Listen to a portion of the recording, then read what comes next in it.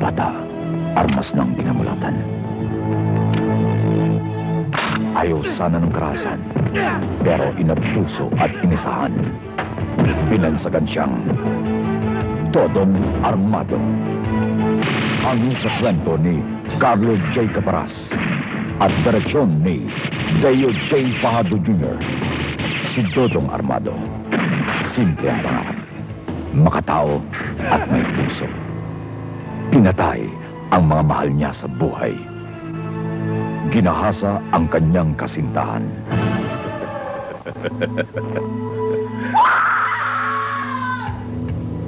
Kung kailangan suyurin ang buong mundo, gagawin ko. Uubusin ko hanggang sa uling patak ng dugo ng mga hayop na yun. Maiganti ko na sila. Ngayon, kailangan niyang gumanti. Kailangan niyang sagupain ang nakaraan. Isa-isahin ang mga hayop sa gubat.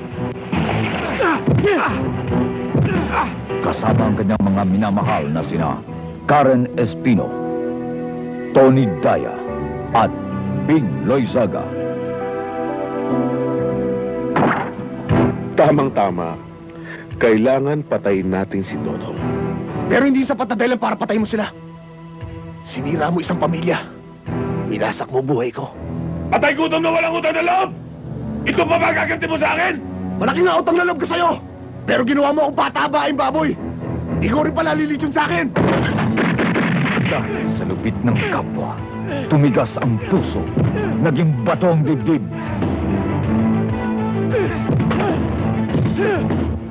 Ngayon, patuloy sa paghahanap sa mga kalaban, nagliliyab sa poot.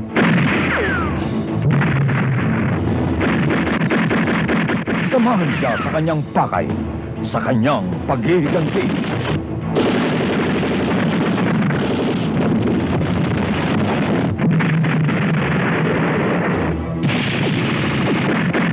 Si Raymart Santiago ay si Dodong Armado mula sa Viva Films.